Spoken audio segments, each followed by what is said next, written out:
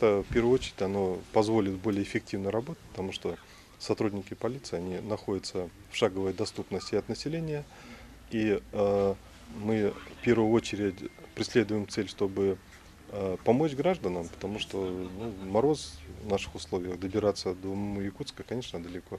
А так здесь рядом, здесь участковый может всегда принять заявление, своевременно выехать на вызов, отреагировать, пресечь хулиганские или другие противоправные действия. Поэтому это, я считаю, что, конечно, обеспечит в плане и реагирования на совершаемые административные нарушения, также и преступления. Даже если совершилось тяжкое преступление, вот отрабатывать, вести перехват уже проще. Здесь вот прекрасное здание построено, теплые гаражи.